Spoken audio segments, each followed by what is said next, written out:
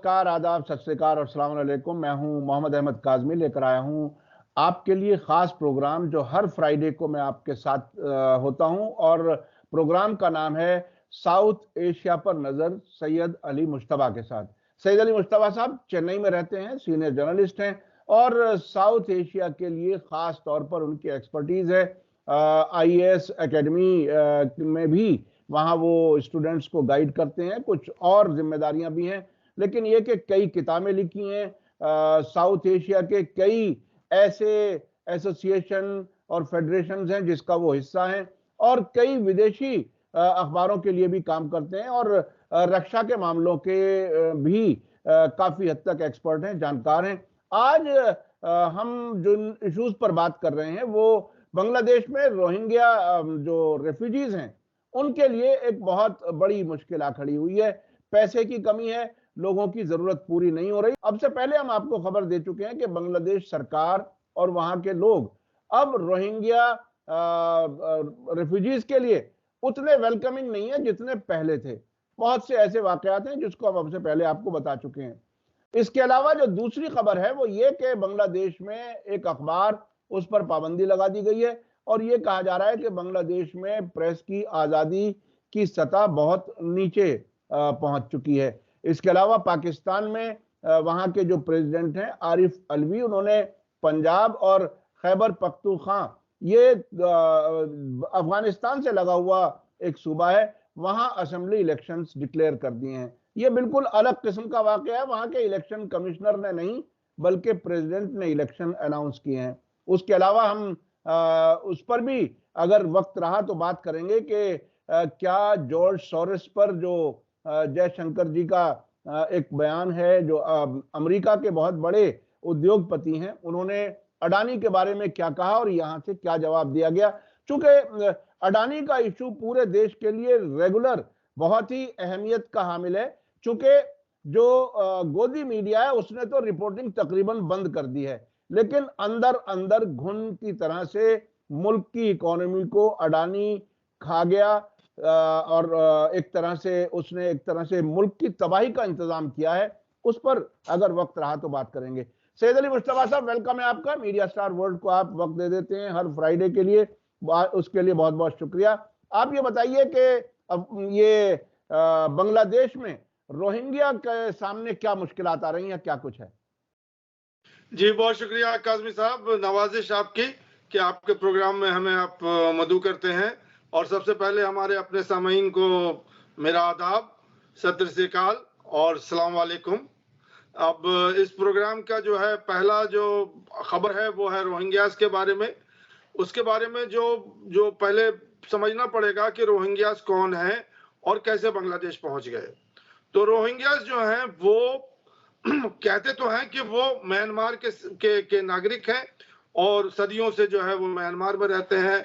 वो अरकान जो जगह है और जो रेकिन स्टेट है म्यांमार का, वहीं पे वो रहते हैं। लेकिन म्यांमार जो है उनको सिटीजनशिप आज तक नहीं दिया उसने और उनको अपना सिटीजनशिप नहीं मानता है। जबकि म्यांमार में 135 जो है वो नेशनलिटीज रहते हैं, उसमें ये जो रोहिंग्याज हैं ये भी एक सेपरेट मतलब नेशनलिटीज हैं और इनकी अपनी मतलब जबान है और अपना लैंग्वेज है और लिखते भी वही हैं। लेकिन म्यांमार इनको बंगाली तस्लीम करता है कि ये बंगाल से भागे हुए लोग हैं, यहाँ आकर के जम गए हैं। अब ये किस्सा जो रोहिंग्यास का है ये बहुत पुराना है, लेकिन शॉर्ट में यही बताऊंगा कि 2017 में जो है इन लोगों ने, जो रोहिंग्यास लोग हैं, ये लोग फाइट कर रहे हैं म्यांमार गवर्नमेंट के साथ अपनी सिटीजनशिप के लिए कि मुझे सिटीजनशिप चाहिए ताकि हमें वोटिंग अख्तियार होना चाहिए और जो सिटीजनशिप के साथ जो प्रिविलेजेस है वो होने चाहिए। अब इन्होंने एक आर्म्ड मिलिशिया भी बनाया हुआ है। आर्म्ड मिलिशिया जो है जो जाकर करके उनसे फाइट करता है और उनसे मतलब टेररिज्म करता है, मिलिटेंसी करता है या इंसर्जेंसी करता है। अब इन्होंने जो है ये आर्म्ड मिलिशिया ने 2017 में कोई 20 या 25 म्यांमार के सोल्जर्स को मार दिया। उसके बाद जो है स्टेट रिप्रेशन शुरू हुआ और पूरे रोहिंग्यास को वहां से खदेड़ दिया गया और वो लोग जो है मतलब कई हजार मतलब लोग कहते हैं कि लाख लोग के आसपास जो है वो मर गए वहीं मतलब म्यांमार में ही, और सब लोग जो है वो किसी तरह से बांग्लादेश पहुंच गए। और अभी जो बांग्लादेश में कॉक्स बाजार एक जगह है जो कि बांग्लादेश के मेन लैंड से बाहर है, वहां पे उनको पनाह दिया हुआ है। उनकी जो अभी मतलब पॉपुलेशन है वो 7.5 लाख है। 7.5 लाख लोग जो हैं वहां बांग्लादेश में कैंप में रह रहे हैं, और उनके कैंप जो हैं वो ऐसे हैं कि वो पूरे वो बांस के जो बल्ली होते हैं उससे और कपड़े का तारपेन पोन का जो है उनके ऊपर छत है और बांस का वो है। जब बहुत तेज बारिश होती है तो वो सब उड़ जाता है, हवा तेज आती है, क्योंकि उसके साथ समंदर लगा हुआ है जो जो जगह है, और वो बहुत मेकशिफ्ट शेल्टर है जिसमें वो रह रहे हैं। अब जो खबर पे आते हैं वो खबर ये है कि इनको 7.5 लोगों को खाना जो है वो वर्ल्ड फूड प्रोग्राम के तहत जो है यूनाइटेड नेशन प्रोवाइड करता है।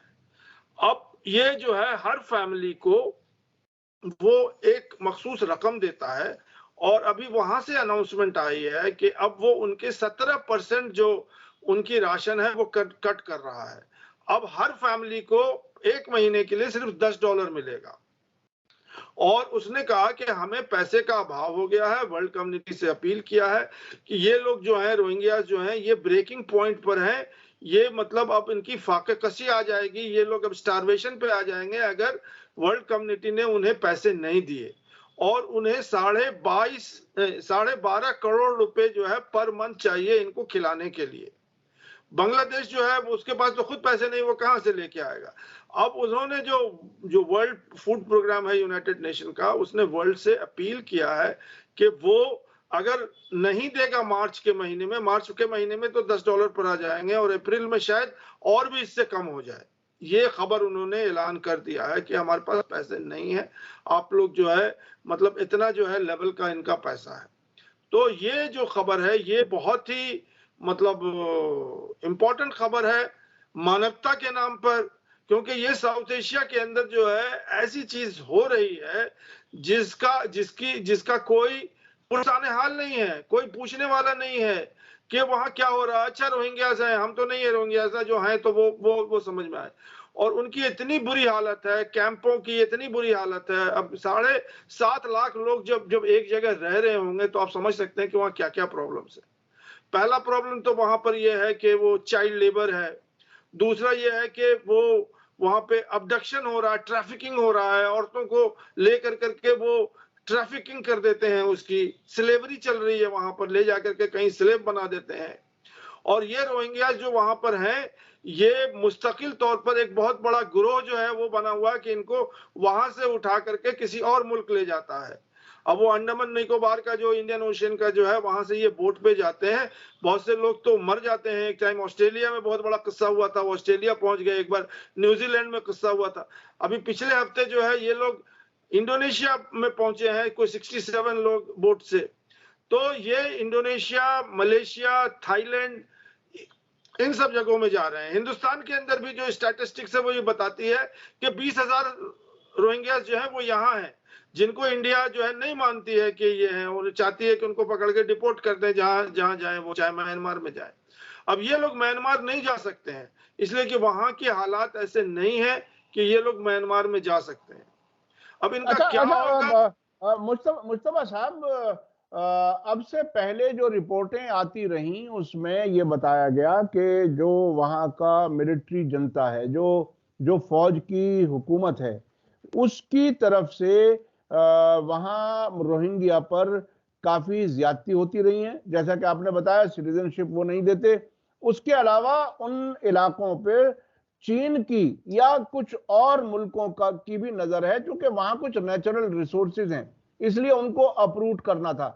तो ये जिस तरह से वहां के बुद्धिस्ट्स ने वहां के मुसलमान रोहिंग्यास को एक तरह से सताया और इतनी बड़ी तादाद में उन्हें मुल्क छोड़ने पर मजबूर किया, तो ये सिर्फ इसकी वजह से ये हो कि उनकी अपनी मिलिशिया है और वो अपनी डिमांड करते हैं। वहां की सरकार पर भी बहुत से इल्जाम अब तक लगते रहे हैं, और सूकी के खामोश रहने पर भी इसका एतराज किया गया है कि ये यहाँ बहुत जुल्म होता रहा, उसके बाद भी उन्होंने कोई आवाज नहीं उठाई।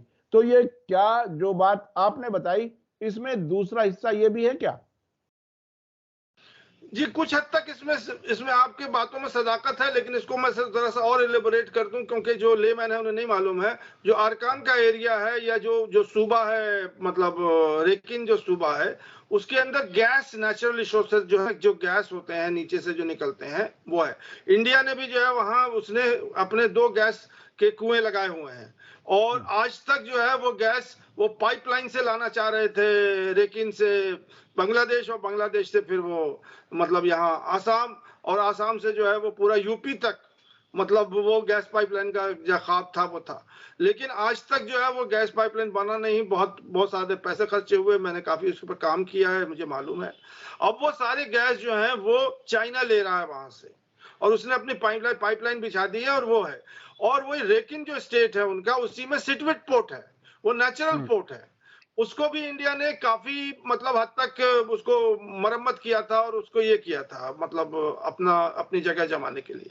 लेकिन उस वहां पे भी जो है वो चाइना ने जो है वो सिटविट बोर्ड को भी के ऊपर भी जो है अपनी अपनी पकड़ बना ली है, क्योंकि उन्हें एनर्जी चाहिए, और वो ये लगता है कि उन्हें अगर मलक्का स्ट्रेट चौक हो जाएगा या कुछ हो जाएगा, तो वहां वो अपने पेट्रोल के जो कंटेनर हैं या जो उनके जहाज है वो आएंगे, और वहां से वो अपने यहाँ जो है बाई बर्मा जो है, तो बर्मा जो है या म्यांमार जो है वो बहुत इंपॉर्टेंट जगह है चाइना के लिए।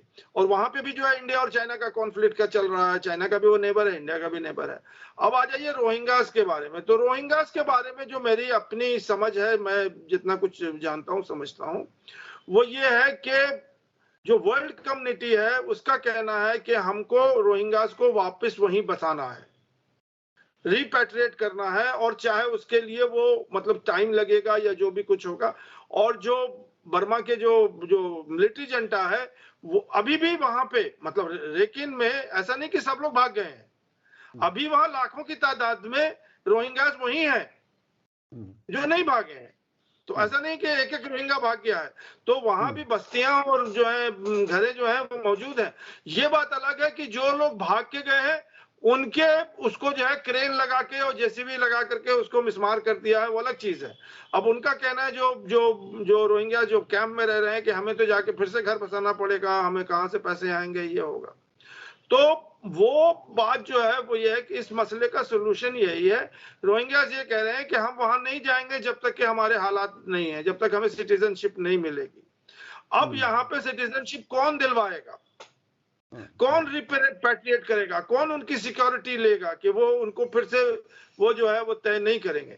अब यहाँ पे आ जाते हैं चाइना बहादुर, क्योंकि चाइना का ही जो है इतनी पकड़ है वहां के मिलिट्री जंटा पे कि वो जो चाहे, किसी और मुल्क में इतनी पकड़ नहीं है चाइना की जितनी, क्योंकि चाइना जो है वो 1962 से जो है वो म्यांमार में है या बर्मा में है, और हम जो इंडियन है ये 1990 से गए हैं वहां पे।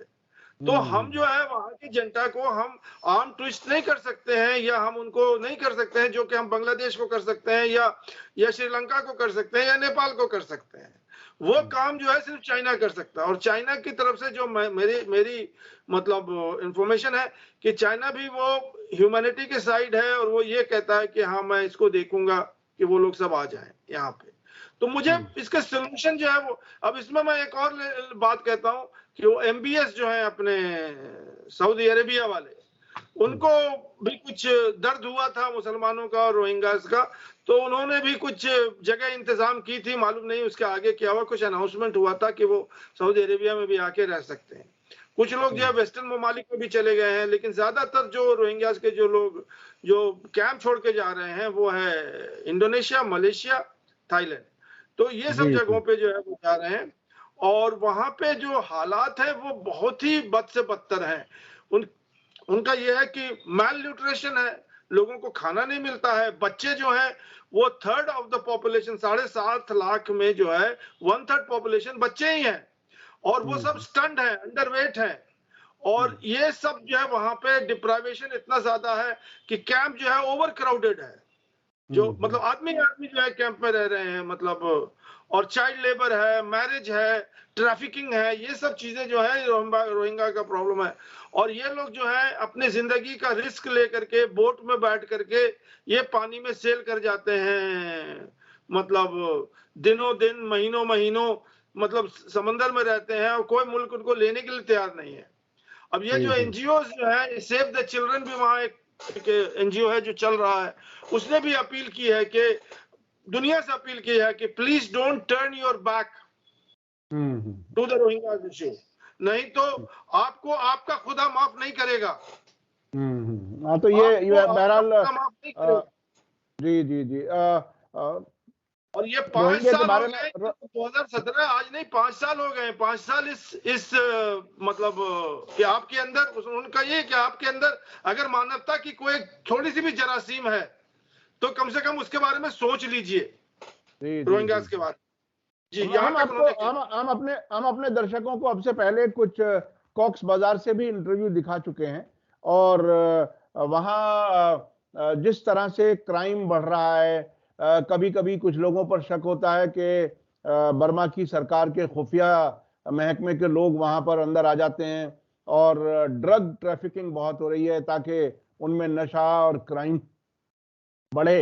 इस वजह से लोकल्स जो बांग्लादेशी हैं अब उनसे परेशान महसूस करने लगे हैं। सरकार पर भी पैसे का बोझ है, सरकार भी उसको निभाने की हालत में नहीं है। अब चलते हैं, वहां एक अखबार बंद हुआ है बांग्लादेश में, वो क्या कुछ है। अब तक जो एक इमेज आमतौर पर बांग्लादेश की मीडिया की रही है कि वहां काफी आजादी है, हम भारत में जो अब गोदी मीडिया वाली हालत में हैं उसके मुकाबले में वहां ज्यादा आजादी हम अब तक महसूस करते रहे वहां की रिपोर्टिंग को देखते हुए। आप क्या कहते हैं? मुझे याद है मैं ढाका गया हूं, वहां आम तौर पर जिस तरह से या हमारे वेस्ट बंगाल में कम्युनिज्म का असर है, तकरीबन उसी तरह से वहां हिंदू भी रहते हैं और आमतौर पर नफरत की बात नहीं होती, इंसाफ की बात होती है और लेबर मूवमेंट भी काफी चलते हैं वहां पर, बिल्कुल उसी तरह से जैसे हमारे वेस्ट बंगाल में होता है। क्या कुछ है वहां के मीडिया की हालत अब क्या है? बांग्लादेश से जो प्रेस के मामले में जो जो खबर है वो ये है कि एक अखबार जिसका नाम दैनिक दिंकल है वो ऑपोजिशन बीएनपी पार्टी का माउथपीस है। उसके बारे में, अपनी पार्टी के बारे में और उसके बारे में वो प्रचार प्रसार करता है और सब लोग जानते हैं कि ये उनका अखबार है, मतलब जो पार्टी है बीएनपी।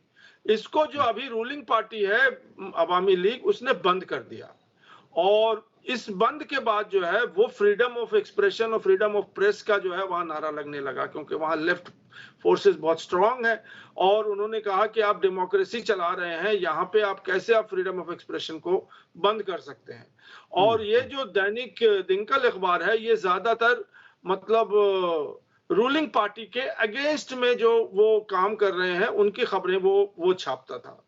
तो ये जो हसीना वाजिद का जो वो गवर्नमेंट है वो इसको बर्दाश्त नहीं कर पा रहा है और ये जो है ये बराबर जो है वो अपने मतलब जैसे एक होता है डेमोक्रेसी में कि भाई एक अपोजिशन होता है, एक रूलिंग गवर्नमेंट होता है, अपोजिशन का काम होता है कि रूलिंग गवर्नमेंट के खामियों को जो है उजागर करें, जनता के पास लेके आए। तो दैनिक दिंकल जो है वो यही काम करता था और ये जो है मतलब जो अरेस्ट हो रहे हैं बीएनपी पार्टी के वर्कर्स वगैरह को, तो इनको हाईलाइट करता था वो। तो इसको जो है उन्होंने ताला लगा दिया है और सारे जर्नलिस्ट वगैरह जितने लोग हैं, जो आप तो अखबार वाले आप भी हैं, तो आप जानते हैं कि कितने लोग अखबार से उनकी रोजी रोटी जुड़ी रहती है, वो सब के सब बाहर हो गए। अब इनका जो कहना है, मतलब जो रूलिंग पार्टी है, जो अवामी पार्टी है, कि उसका जो ओनर है या उसका जो संचालक है या जो अखबार का एडिटर इन चीफ है तारिक रहमान, जो कि खालिदा जिया का बेटा है, उस पे जो है वो करप्शन का इल्जाम है और बहुत सारे केसेस उस पे चल रहे हैं और वो यहाँ से भागा हुआ है और वो लंदन में जो है वो मतलब ही हैज टेकन असाइलम, वो वहां रह रहा है और वो कैसे वहां से जो है अखबार चला सकता है। तो इस वजह से जो है हम उसको शट डाउन कर दिया है, जिसपे अखबार वालों ने भी अपना प्रेस स्टेटमेंट दिया था कि वो उसका कोई लेना देना यहाँ नहीं है, ये जो है एक ट्रस्ट के अंदर चल रहा है। उसने रिजिग्नेशन अपना दिया हुआ था और दूसरे लोगों ने रिजिग्नेशन एक्सेप्ट करके वो चला रहे हैं। तो वो जो वो आप प्ली दे रहे हैं कि वो मतलब उसकी वजह से, क्योंकि वो मतलब एक सजा याफ्ता है और एक वो है, उसकी वजह से हम अखबार बंद कर रहे हैं, तो उसका आज कोई लेना देना नहीं है। और उनका यही कहना है कि ये जो है एक प्रोसिक्यूशन है प्रेस फ्रीडम का, और रूलिंग गवर्नमेंट यही चाहती है कि जैसे हमारी गोदी मीडिया है, उनके पास भी गोदी मीडिया है, जो उनकी मीडिया है वो उन्हीं का जो है महामंडन करती रहे और उनका गुणगान गाती रहे, तो उसको हम मतलब टॉलरेट करेंगे। जो अपोजिशन लोग हैं वो नहीं, उनको हम टॉलरेट करेंगे। और इसके आगे काफी प्रोटेस्ट हो रहा है ढाका में, जर्नलिस्ट लोग जो है वो रोड पे आ गए हैं और उनका यही कहना है कि ये जो है रिप्रेशन है प्रेस फ्रीडम को, वॉइस को जो है कर्टेल करने के लिए। और इसके साथ साथ जो आखिरी खबर जो है, इसमें दो बातें और मैं कह देना चाहता हूं कि प्रेस फ्रीडम के इंडेक्स में, जो कि वर्ल्ड प्रेस फ्रीडम इंडेक्स होता है, हर साल वो रिलीज होता है, उसमें बांग्लादेश के प्रेस फ्रीडम का इंडेक्स जो है 162 है, जो अफगानिस्तान से भी नीचे है। अफगानिस्तान के अंदर जो प्रेस फ्रीडम है उसका नंबर जो है 156 है, 156 है। और रशिया का जो नंबर है वो 155 है। अब आप समझ सकते हैं अफगानिस्तान से भी नीचे है प्रेस फ्रीडम इन बांग्लादेश। ये वर्ल्ड असेसमेंट है, इसको हम मतलब कोई डिनाई नहीं कर सकते हैं। अब उन्होंने ये किया हुआ है। और एक बात और बता दूं जो कि मतलब प्रेस सर्किल में चलती है और मतलब दुनिया के नहीं है, कि बहुत सारे जो अखबार हैं बांग्लादेश में वो इंडिया फंडेड है। उसके पैसे जो है वो इंडियन गवर्नमेंट देती है, बंगाली जबान में वो चलती है ज्यादातर, जो बंगाली, क्योंकि वहां बंगाली का मैटर है, तो वहां पे ज्यादातर एक लार्ज सेक्शन ऑफ वर्नाकुलर या जो भी कह लीजिए, वहां तो अंग्रेजी मीडिया तो थोड़ी बहुत है, जो भी कुछ है, उसके बाद तो फिर बंगाली है। तो इंडिया भी वहां प्रेस फ्रीडम को जो है मतलब प्रेस के इस पे उसका अपना पकड़ है, और इंडिया जो है इस तरह से प्रेस के थ्रू अपनी बात जो है वहां पे लोगों के पास रखती है। और वो जाहिर सी बात है कि खालिद तो ये तो बहुत ही दिलचस्प कहानी इसलिए हो गई कि हमें अक्सर वेस्टर्न मुल्कों के मीडिया से शिकायत होती है कि वेस्टर्न मीडिया हमारे मीडिया को इन्फ्लुएंस करता है, चूंकि उनके अपने सियासी मकासद होते हैं। तो इसका मतलब भारत के भी अपने मकासद हैं, वहां के मीडिया में बाकायदा अपना ओपिनियन वहां डालने का इंतजाम किया हुआ है। बिल्कुल बिल्कुल बिल्कुल, ये खबर जो है ये बिल्कुल सच्ची खबर है, इसमें कोई वो नहीं है। मैं अब से पहले अपने व्यूवर्स को किसी प्रोग्राम में बता चुका हूं कि एक बार मैं अभी तालिबान की हुकूमत आने के बाद में अफगानिस्तान में, यहाँ दिल्ली में कुछ रेफ्यूजीज हैं, अफगान रेफ्यूजीज, जो हमारे आसपास की कुछ कॉलोनियों में कहीं रहते भी हैं, तो कहीं मस्जिद में कहीं इधर उधर मुलाकात हो जाती है। तो मैंने एक बार एक अफगान से पूछा कि भाई ये तोलो न्यूज जो है अफगानिस्तान में वो कौन है, कौन चलाता है? तो उसने बहुत आहिस्ता से कहा कि इंडिया की सपोर्ट से ही तो चलता है। तो ये बहुत ही अहम बात है। देखिए, सोशल मीडिया पर हम कुछ चीजें डिस्कस कर सकते हैं और करनी चाहिए जहन खोलने के लिए, और शायद ये इंटरनेशनल प्रैक्टिस है मुख्तलिफ मुल्कों में अपना इन्फ्लुएंस करने के लिए। जैसा कि मैंने वेस्टर्न मुल्कों का जिक्र किया, वेस्टर्न मुल्क तो इस हद तक करते हैं कि आप इंटरनेशनल अफेयर्स कवर ही मत करो, हमारे रॉयटर्स और बीबीसी और सीएनएन को लो। हमारे भारत के मीडिया में इंटरनेशनल अफेयर्स जो कवर होता है वो उन्हीं के रास्ते से तो होता है। तो बहरहाल ये एक अच्छी इंफॉर्मेशन है जो आपने दी। अच्छा, मैं अब चलता हूं, ये पाकिस्तान में क्या हो रहा है, पाकिस्तान के बारे में बताइए। ये इलेक्शन डिक्लेयर कर दिए प्रेसिडेंट साहब ने, वो क्या कुछ है? ये बहुत ही अनप्रेसिडेंटेड सा लग रहा है। जी, ये वहां के जो प्रेसिडेंट अभी हैं उनका नाम है आरिफ अलवी, बहुत नाम पछाना हुआ है, मतलब नाम जो है यहाँ भी बहुत से आरिफ अलवी साहब मिल जाएंगे आपको। तो आरिफ अलवी साहब जो है वो अभी प्रेसिडेंट है पाकिस्तान के, और वो एक्चुअली जो पीटीआई है, पाकिस्तान तहरीक इंसाफ पार्टी इमरान खान की, उसके वो मतलब पार्टी को बिलोंग करते थे जब उनको प्रेसिडेंट नॉमिनेट किया गया था। अब तो वो किसी पार्टी के हैं नहीं। तो वहां से खबर ये है कि जब इमरान खान जो है पिछले साल जब उनको हटा दिया गया था तो उनकी जो है वो तो हट गए थे मतलब सेंट्रल गवर्नमेंट से। अब उनकी सरकार जो पंजाब में भी थी और केपी में भी थी, खैबर पख्तूनख्वा जो कि अफगानिस्तान से लगा हुआ है, दोनों जगह। तो जनवरी के महीने में एक तो शायद 14 तारीख को या 12 तारीख को और एक 18 तारीख को दोनों सरकारें जो है वहां की उन्होंने विड्रॉ कर ली थी और वहां के असेंबली से उनकी सरकार जो है ये हो गई थी और इलेक्शन ड्यू हो गया था। 90 दिन के अंदर अंदर जो है वो प्रेसिडेंट रूल लग गया था वहां पे और मतलब वो गवर्नर जो है वो अपनी पूरी फंक्शनिंग कर रहा था। अब इनका जो 90 दिन का जो मामला है वो जाकर के अप्रैल में वो मतलब पूरा हो जाएगा। तो अप्रैल के अंदर जो है उन्हें 90 दिन के अंदर इलेक्शन कराना है। अब तो वहां की जो सरकार है मतलब जो अभी पाकिस्तान में जो सरकार है शहबाज शरीफ की, उसको कोई इंटरेस्ट नहीं है इलेक्शन में, चाहे वो नेशनल इलेक्शन हो चाहे वो प्रोविंशियल इलेक्शन हो। तो अब नेशनल इलेक्शन का तो अभी टाइम है, वो तो मतलब मेरे ख्याल में अक्टूबर नवंबर के टाइम में होगा, जब भी होना है उसको भी होना है, उसमें भी इलेक्शन होना ही होना है।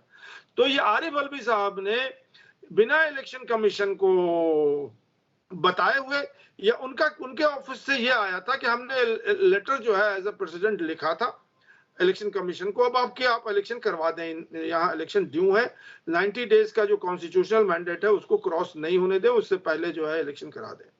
तो उनका कहना है कि उन्होंने कोई रिस्पॉन्स नहीं दिया इलेक्शन कमीशन।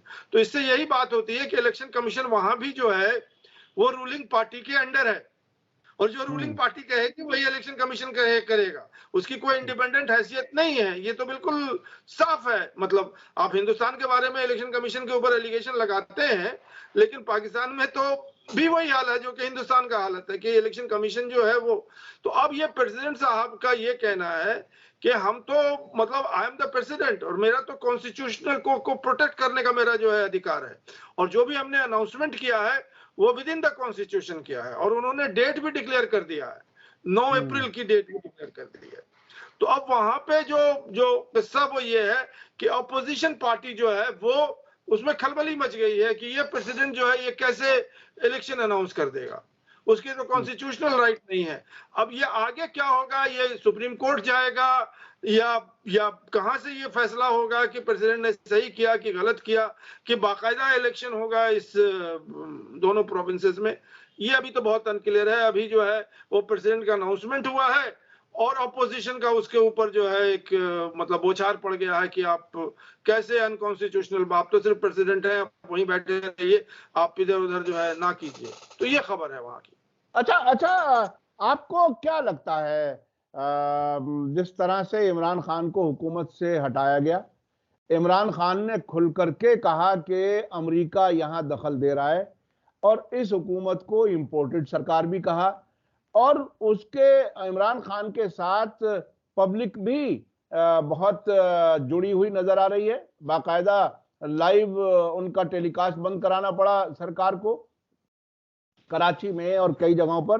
तो अभी क्या जो इमरान खान और उनके साथी या उनके साथ पब्लिक और दूसरी तरफ सरकार जिसे इंपोर्टेड सरकार कहा जा रहा है, इनके बीच में क्या लगता है, पलड़ा किसका भारी लगता है? ये इलेक्शन में जो मौजूद सरकार इस्लामाबाद में बैठी है वो इलेक्शन के में आगे बढ़ने की से डर रही है, और तहरीक तालिबान पाकिस्तान से मुताल्लिक जो प्रेसिडेंट रहे हैं वो इलेक्शन डिक्लेयर कर रहे हैं।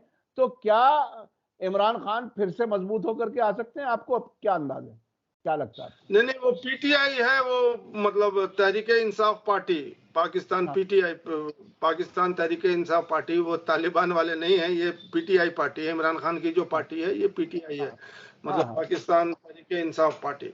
देखिए, सियासत का जो अखाड़ा है या सियासत का जो फाइनल रिजल्ट है वो तो इलेक्शन ही है। इलेक्शन इम्तिहान होता है। तो आप इलेक्शन से कब तक भागेंगे? या तो आप मार्शल लॉ लगा दें, या तो आप मार्शल लॉ लगा दे, इलेक्शन नहीं होगा। लेकिन अगर आप डेमोक्रेसी की बात करेंगे और डेमोक्रेसी में चलेंगे तो इलेक्शन तो आपको कराना है, उसको पोस्टपोन कर सकते हैं, किसी वजह से जो है टाल सकते हैं, लेकिन मैदान में तो आपको आना ही पड़ेगा, पॉलिटिकल पार्टी को कैंपेन करने पड़ेगा। और अगर आप इलेक्शन करा रहे हैं तो पब्लिक जो है वो चुनेगी जिसको चुनना है। अब आप ईवीएम बदल दे और जहां भी डाले वो बीजेपी लगेगा तो वो तो अलग बात है, तब तो फिर कोई इलेक्शन ही नहीं हुआ। तो अगर आप फ्री एंड फेयर इलेक्शन कराना चाहते हैं, जो कि पूरे साउथ एशिया में नहीं होता, पूरे साउथ एशिया में कहीं भी फ्री एंड फेयर नहीं होता है, वो अब जो है वो जनता उनका कुछ नहीं है। जनता जो है उसकी वो सिर्फ एक ढकोसला है। अब वो इलेक्शन जो है वो सारी की सारी चीजें मैनेज्ड है, और जब तक के बैलेट कास्ट नहीं होता है, इवन बैलेट कास्ट हो गया तो बैलेट बॉक्स बदल दिए जाते हैं, ईवीएम मशीन बदल दिए जाते हैं, और फिर जब रिजल्ट आता है तो उसको कोई चैलेंज नहीं कर सकता है। सुप्रीम कोर्ट भी कहती है कि नहीं साहब, जो आपने किया वो सही है। तो जनता का क्या रोल है इस डेमोक्रेसी में, बताइए आप। तो अब जो इलेक्शन का जो पूरा मामला है, डेमोक्रेसी और इलेक्शन वो तो साथ ही साथ चल रहे हैं दोनों, मतलब they are part of the same coin. एक तरफ जो है डेमोक्रेसी है, दूसरी तरफ इलेक्शन है। तो पाकिस्तान के हवाले से अगर वो डिले कर सकते हैं तो डिले कर सकते हैं, अगर वो कॉन्स्टिट्यूशन को मानते हैं, डेमोक्रेसी को मानते हैं, तो इलेक्शन तो करना ही पड़ेगा। और इलेक्शन में वो अगर आप स्टेज मैनेज करना चाहते हैं, बूथ को कंट्रोल करना चाहते हैं, वोटर को आने देना नहीं चाहते हैं वोटिंग बूथ पे, तो ये सब चीजें तो गवर्नमेंट के हाथ में है। अब यही हिंदुस्तान में ही आप देख लीजिए, बहुत सारे इलेक्शन हुए हैं, आप भी जानते हैं, हम भी जानते हैं, जहां पे मखसूस मोहल्लों से जो है, जो जानते थे कि ये वोट हमें नहीं देंगे, उनको मोहल्लों से निकलने नहीं दिया। जी, रामपुर का वाकया यूपी का है, पिछले दिनों जो बाकायदा रिपोर्ट्स भी आई थी ऐसी। तो देखिए ये जो सिक्योरिटी फोर्सेस है वो वोट दे रहे हैं, जो सिक्योरिटी फोर्सेस है वो बोगस वोट दे रहे हैं किसी और के नाम से। तो ये सब चीजें जो है, वो ballot box ballot vote ballot में है, उसमें भी सिर्फ एक ही पार्टी को बैलेट खुलता है, तो मालूम होता है कि एक ही पार्टी को वोट दिया गया। तो ये सब चीजें जो है ये डेमोक्रेसी से बिल्कुल अलग है। डेमोक्रेसी किताबों में रह गई है। और मैंने जो अभी जो किताब पिछली लिखी थी, operational dynamics of democracy in India, उसमें मैंने बिल्कुल खोल के लिख दिया था कि वो डेमोक्रेसी वगैरह क्लासेस में पढ़ाए जाते हैं और वो किताबों में जो है वो बंद है। जो प्रैक्टिकल डेमोक्रेसी चल रही है उसकी बात कीजिए आप। वोट खरीदे जाते हैं, ये बहुत ही अहम है। अभी पिछले दिनों एक खबर आई कि इजराइल की सिक्योरिटी फोर्स से मुताल्लिक कुछ लोगों ने एक कंपनी बनाई हुई है, वो तकरीबन 30 मुल्कों में वो अपने क्लाइंट्स को इलेक्शन जिता चुके हैं। तो डेमोक्रेसीज का तो ये हाल हो रहा है। अच्छा, आखिर में टाइम तकरीबन खत्म हो गया है, लेकिन वो जॉर्ज सोरोस के बारे में जो हमारे एस जयशंकर ने जो कुछ कहा अडानी वाले मामले में, वो क्या है? बहुत ही मुख्तसर अगर आप कुछ बता सकें। जी, मैं पहले जयशंकर की बात कर रहा हूँ। जयशंकर जो हैं अपने जो फॉरेन मिनिस्टर हैं, पहले फॉरेन सेक्रेटरी थे, फॉरेन मिनिस्टर हैं, उन्होंने बहुत कस के रिएक्ट किया है। मुझे तो समझ में नहीं आता है कि एक फॉरेन मिनिस्टर के लेवल पे आप इतने बड़े रिएक्शन आप दे रहे हैं। और इसके आगे उन्होंने, जॉर्ज सोरोस जो है एक बूढ़ा आदमी है, फिलैंथ्रोपिस्ट है, अमेरिका का रहने वाला है, ओरिजिनली हंगरी का हुआ करता था, अब अमेरिका का बिलियनर है, ट्रिलियनर है, फिलैंथ्रोपिस्ट है और इन्वेस्टर है। बहुत सारे ममालिक में जो है उसके इन्वेस्टमेंट लगे हुए हैं। वो 92 इयर्स का आदमी है और वो खड़ा भी नहीं हो सकता है। अब वो म्यूनिक कॉन्फ्रेंस अभी हुआ था, सिक्योरिटी कॉन्फ्रेंस, वहां बैठ करके उसने जबरदस्त तरीके से उसने 3-4 बातें कही हैं, जिसके ऊपर हमारे जयशंकर साहब को आना पड़ा उसको रिएक्ट करने के लिए। क्योंकि अगर वो इग्नोर भी कर देते अगर उसमें, तो एक छोटा सा एक कॉलम का जो है वो न्यूज बनता और वो खत्म हो जाता, मतलब उसी दिन। लेकिन जयशंकर साहब ने उसके ऊपर इतना ज्यादा, मतलब वो भड़के हैं कि ऐसे कि उनको किसी ने आग लगा दी है और वो एकदम बिल्कुल आग बबूला हो गए हैं। और उन्होंने जो अल्फाज यूज किए हैं कि George Soros is a old, rich, opinionated, dangerous man in the world. ये अल्फाज यूज किए हैं, उनके अपने कोट है, old, rich, opinionated and dangerous man in the world. अब ये समझना होगा कि जॉर्ज सोरोस ने, मुझे मालूम भी नहीं था कि जॉर्ज सोरोस ने क्या किया, मैं तो जयशंकर के बयान के ऊपर गया। जॉर्ज सोरोस ने जो है वो पब्लिकली जो है वो नरेंद्र मोदी साहब को क्रिटिसाइज किया है। और उसके क्रिटिसिज्म का जो मेन 3 बातें उसने कही अपने क्रिटिसिज्म में। एक तो ये कि एसोसिएशन विद अडानी के लिए उसने वर्ड यूज किया कि ये सट्टेबाज है। हिंदी में उसको सट्टेबाजी कहते हैं। वो स्टॉक एक्सचेंज को रेगुलेट करता था और वो जो है अपनी पूरी बिजनेस जो है उसने धोखेधड़ी पे और किसी भी बिजनेस प्रिंसिपल पे खड़ी नहीं की है। और उसके पूरी जो है एम्पायर गिर रही है, और जो है मोदी साहब जो है उसके ऊपर चुप है। और सुरेश का कहना है कि मोदी साहब को बोलना पड़ेगा, एक तो पार्लियामेंट में बोलना पड़ेगा कि अडानी का उनसे क्या लिंक है और क्या वो है। दूसरा ये कि ग्लोबल जो इन्वेस्टर है, जिसके लिए सारा जो है मेक इन इंडिया जो जो प्रोग्राम है उनका, वो तो ग्लोबल इन्वेस्टर पे ही बना हुआ है। तो अब जो इन्वेस्टर आएगा तो उसको आंसर करना पड़ेगा कि ये क्या मामला है। और फिर दूसरा जो उसने कहा है वो ह्यूमन राइट्स के ऊपर उन्होंने बहुत लताड़ा है कि आप कहते हैं कि हम डेमोक्रेसी हैं, लेकिन वहां डेमोक्रेसी क्या चल रहा है। आप जो है मुस्लिम के अगेंस्ट में, उसने कहा कि आप मुस्लिम के अगेंस्ट में वायलेंस किए हुए हैं।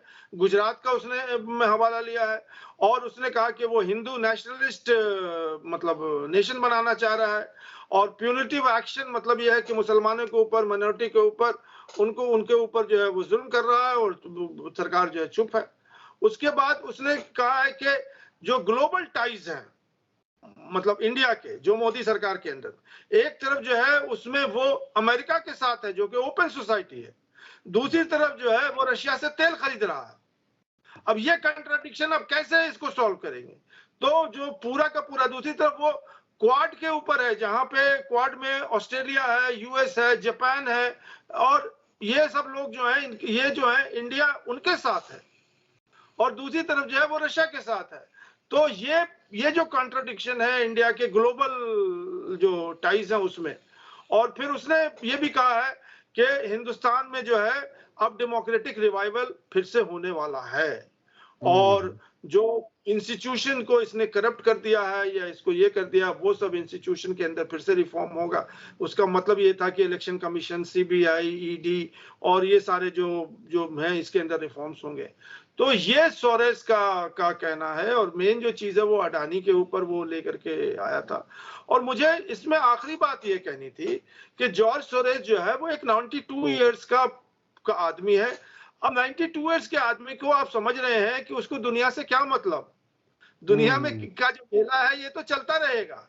अब तो उसके कुछ दिन बचे हुए हैं मतलब दुनिया में रहने के, तो अब जो है उसे तो मतलब अपने खुदा, अपने रब और अपने जो जो स्पिरिचुअलिज्म है उसकी तरफ जाना चाहिए। लेकिन क्योंकि मुझे हाँ, उसमें देखिए, उसमें जब इस उम्र में आदमी पहुंच जाता है तो वो अपने अंदर की जो बात है वो खुल करके कहना चाहता है। तकरीबन ये एक नफ्सियात वाले लोग कहते हैं कि आखिरी उम्र के हिस्से में इंसान अगर जिंदगी के बाकी हिस्से में भी उसने कुछ गलत भी किया हो, झूठ भी बोला हो, लेकिन अब उसको कोई लालच तो है नहीं, क्योंकि इतना बड़ा कारोबारी वो ऑलरेडी है, उससे ज्यादा और वो क्या हासिल करेगा। अच्छा, हमारा वक्त खत्म हो रहा है। सैयद अली मुश्तबा साहब, आपने जी, आपको आखिर में कुछ बात कहना चाह रहे हैं जी? मैं आखिर ये कह रहा हूं कि जो हमारा फॉरेन ऑफिस है, फॉरेन मिनिस्ट्री है, अब हमें लगता है कि इसका काम यही है कि या तो ये दोस्त बचाओ के अभियान में लगे हुए हैं या मोदी बचाओ के अभियान में लगे हुए हैं। ये बायलैटरल और डिप्लोमेटिक मिशन जो पूरा है हिंदुस्तान का, इसका सिर्फ ये काम ये है कि कहीं से कोई खबर आई उसको ये जो है नेगेट करते हैं या उसको सप्रेस करते हैं या उसके अगेंस्ट में खड़े हो जाते हैं। अब जॉर्ज सोरेस का मामला है, उसके लिए हमारे फॉरेन मिनिस्टर को जो है वो खड़ा किया गया कि अब आप बोलो। इतना डैमेज कर देगा जॉर्ज सोरेस इंडिया के बायलैटरल रिलेशन पे कि अब एक फॉरेन मिनिस्टर को आना पड़ता है। इसी तरह से वॉशिंगटन पोस्ट के लिए, वॉशिंगटन पोस्ट में कोई लेख आता है अगेंस्ट इंडिया, न्यूयॉर्क टाइम्स में कोई आता है, और भी कई अखबारें हैं वहां पे आते हैं। तो जयशंकर साहब जो है वो आ जाते हैं, उनका ये कहना होता है कि इंडिया की अपनी नैरेटिव है और इंडिया का अपना वो है, और वो पूरा उसका डिफेंस में वो चले आते हैं। एसएफ के जो प्रहार किया है उसके लिए हमारे फॉरेन सेक्रेटरी और फॉरेन मिनिस्टर ही बैठे हुए हैं उसके प्रहार को जवाब देने के लिए। और मैं ये देख रहा हूं ये बहुत ही मतलब तेजी से चल रहा है ये काम। बीबीसी का वैसे भी मोदी सरकार के बारे में बहुत से लोगों का कहना यह है कि जिस डिपार्टमेंट का मामला होता है उस डिपार्टमेंट का मिनिस्टर जवाब नहीं देता, किसी और से जवाब दिलाया जाता है। जैसे स्मृति ईरानी नजर आती हैं आपको कई इश्यूज पर, कभी कोई और नजर आता है, इशू किसी और का बोलना था तो मोदी जी को जवाब देना था, बोल रहा है कोई और। तो ये तो इस सरकार में बहुत बार होता रहा है, ये कोई बहुत नई बात नहीं है। बहरहाल बहुत बहुत शुक्रिया सैयद अली मुश्तबा साहब, आपने वक्त दिया। मैं कोशिश ये करता हूं कि सारे इश्यूज को कवर कर लिया जाए, लेकिन जब वक्त की कमी होती है तो जाहिर है बीच में जरा रोकना पड़ता है। फिर आपसे बात होगी अगले हफ्ते। बहुत बहुत शुक्रिया। इसी के साथ मुझे दीजिए इजाजत। धन्यवाद, शुक्रिया। जय भारत, जय हिंद।